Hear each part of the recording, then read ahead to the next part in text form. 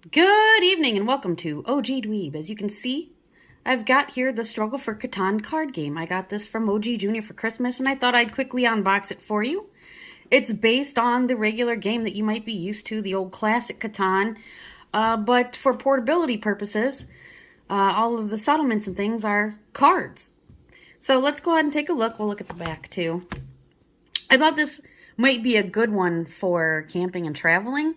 And just so happened OG Jr. went ahead and grabbed it for me. So let's see. It says, Struggle for Catan, a fast-paced card game for 2 to 4 players, contains 64 resource cards, 42 building cards, 1 destiny card, and 1 rules booklet. Manage your resources to build roads, settlements, cities, and more. Although your kingdom and its buildings remain yours, valuable roads and knights can be taken from you by your opponents. Expand your cities to earn more victory points and create powerful special advantages. As in the Catan board game, you can win by being the first to earn 10 victory points. The Struggle for Catan is the perfect way to swiftly and casually explore, settle, trade, and build on the beautiful island of Catan. There it is. Ages 8 up. About 30 minutes playtime, 2 to 4 players. Let's go ahead and dig in. Alright, here are the contents of this small little box here. We've got 2 packs of cards and our rule sheet. We're going to go ahead and take a look at the rule sheet first. All right, well, this rule sheet's quite long. It's just a 2-sided coated paper. It says here, again, 2 to 4 players, ages 8 and up. Here are the contents. You get 64 resource cards, 42 building cards, and 4 building cost cards. And the goal of the game here says, the Struggle for Catan, your goal is to be the first to acquire 10 victory points. To triumph, you must use your resources to build the best combination of roads, settlements, cities, city expansions, and knights. You always control settlements and cities and the expansions you build, but beware, your control of roads and knights can change from turn to turn.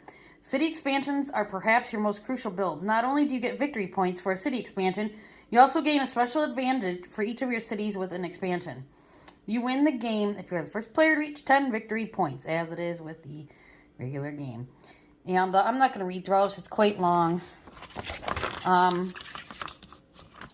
For 2-player, 3-player, 4-player game builds, there's a different amount of building cards used.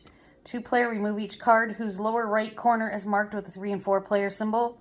3-player game, same thing. And 4-player, resource cards and mark it. Now here is how you set up. Excuse me, sorry guys. The placement of resource and building cards. Play setup. At the beginning of the game, you and each other player take a settlement, a road, and building cost card. Place these in front of yourself. Place a road so that a side is facing up. You start the game with 1 victory point for your settlement. And it goes through gameplay. Like I said, this is quite long. This is just the first side, and then we'll flip it over, and then we've got a whole, so it's basically the same ideal as the board game, except a lot more portable. All right, let's go ahead and open these card packs and see what's up. I want to check the quality of these cards. All right, I've opened all the packets of cards. And I have to say, they don't stack well, like they're very slippery.